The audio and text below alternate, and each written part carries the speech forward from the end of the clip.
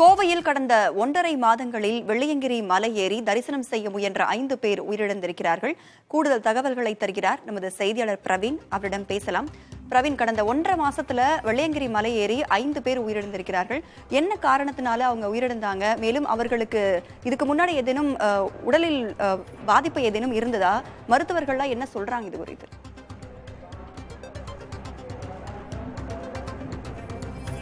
ராதா, நாம் தற்போது நின்று கொண்டிருக்கக்கூடிய பகுதி கோவை மாவட்டத்தில் மிகவும் பிரசித்தி பெற்ற, அதாவது தென்கைலாயம் என அழைக்கப்படக்கூடிய வெள்ளியங்கிரி மலையின் முதல் மலையில் தான் நாம் தற்போது நின்று கொண்டிருக்கிறோம். கோவை மாவட்டம் மற்றும் அதன் சுற்றுவட்டார பகுதிகளைச் சேர்ந்த மக்கள் மட்டுமே அதிக அளவில் வந்து கொண்டிருந்த இந்த மலைக்கு கடந்த சில வருடங்களாக, கிட்டத்தட்ட இந்த ஒரு 6-7 வருஷமா பார்த்தோம் அப்படின்னா, சமூக வலைதளங்கள் மூலமா தெரிஞ்சுட்டு வரவங்க அப்படிங்கிற மாதிரி பார்த்தோம் அப்படின்னா, பல்வேறு மாநிலங்களிலிருந்தும் வெளிநாடுகளிலிருந்தும் கூட இங்க வந்து டைரக்டா மலையேறதுக்காக வராங்க. பெரும்பாலானவர்களுக்கு இந்த மலையினுடைய அந்த அமைப்பு என்பது குறித்து முழுமையாக தெரியாதன் காரணமாக இங்கு இருக்கக்கூடிய கண்டிஷன்ஸ், அதாவது இப்ப நம்ம பார்த்துட்டு இருக்கிற இந்த முதல் மலை ஒளிப்பதிவாளர் முத்துப்பாண்டி காமிச்சிட்டு இருக்காரு பாருங்க. முதல் மலையை பார்த்தோம்னா இந்த மாதிரி படியா இருக்கும், 2வது மலை பாதி படியா இருக்கும், பாதி நடந்து போற மாதிரி இருக்கும், அதாவது கொஞ்சம் ஸ்லைட்ஸா இருக்கும். 3வது மலை 4வது மலை பார்த்தோம் அப்படின்னா இந்த பாறைகளுக்கு இடுக்குல நடந்து போற மாதிரி இருக்கும். 5வது 6வது மலை இந்த மாதிரி தான் இருக்கும். 7வது மலை பார்த்தோம்னா மிகவுமே செங்குத்தாக இருக்கும். சோ இந்த மலையோட 7 ஒரு இடமே பார்த்தோம் அப்படின்னா ஒவ்வொரு விதமான ஒரு படிநிலைகள் மாதிரி தான் இருக்கும்.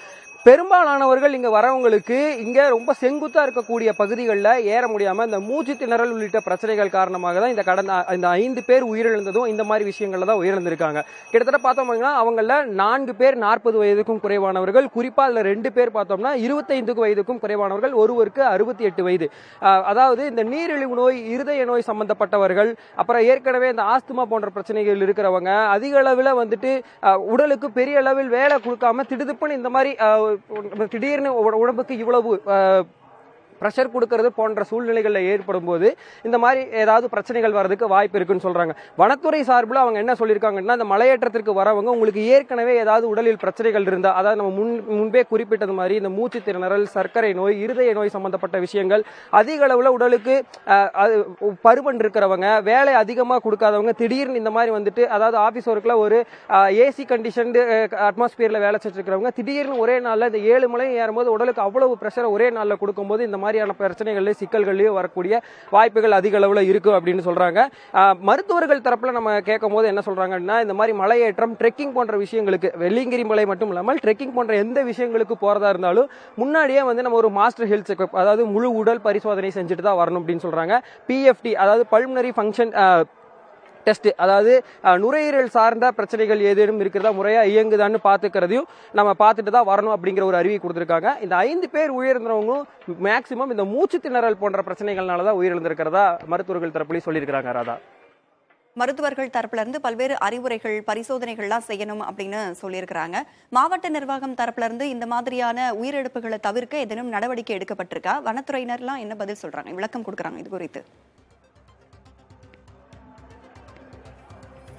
அதாவது இது கோவில் நிர்வாகம், மாவட்ட நிர்வாகம் தரப்புலையும் வனத்துறை தரப்புலையும் மலை ஏறும் போதே வந்துட்டு அவங்களுக்கு போதுமான அறிவுரைகள் இங்க வழங்குறாங்க. அதாவது ஒலிபெருக்கி மூலமா சொல்றது மட்டும் அல்லாம இங்க இருக்கக்கூடியவங்க எல்லாத்துக்குமே புரியும்படியிலான அறிவுரைகள் எழுதியும் வைக்கப்பட்டிருக்கு. இங்க இருக்கக்கூடிய வனத்துறையினர் இங்க அவங்களுக்கு சொல்லிதான் அனுப்புறாங்க. மேல போகும்போது உங்களுக்கு ஏதாவது பிரச்சனைகள் இருக்கா, உடல் பருமனா இருக்கிறவங்களை பார்த்து அவங்க கேட்டு முன்கூட்டியே உங்களுக்கு கோமார்பிடிஸ் ஏதாச்சும் இருக்குதா போன்ற விஷயங்களை கேட்டுதான் அனுப்புறாங்க.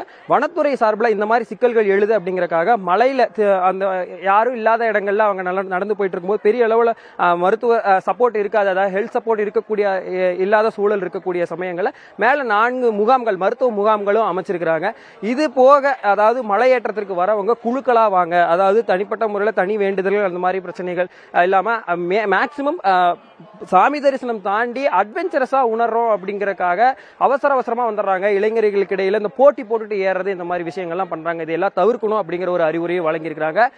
முன்கூட்டியே இங்க இந்த வருஷம் இந்த பிப்ரவரி மாசத்துல இருந்து ஏப்ரல் மாசம் வரைக்கும், அதாவது 3 மாதங்கள் தொடர்ச்சியா மலையேறுவாங்க. முன்கூட்டியே 4 மருத்துவ முகாம்கள் வந்து மாவட்ட நிர்வாகம் தரப்புல இங்க மேல அமைச்சிருக்காங்க. ராதா, அவசரப்படக்கூடாது, போட்டி போட்டு ஏறது போன்ற விஷயங்கள் இருக்கக்கூடாது. தங்களுக்கு இருக்கக்கூடிய பிரச்சனைகள் ஏதேனும் இருக்கிறதா அப்படின்னு கிட்டத்தட்ட 5.5 கிலோமீட்டர் கணக்கு அளவுக்கு ஒரு நமக்கு மேலே ஏறுது. ஆனா பாதை அப்படிங்கிறது வந்து ஒரு மலையும் ஒரு மாதிரி இருக்கும். 7வது மலைங்கிறது முழுமையும் செங்குத்தா இருக்கும்.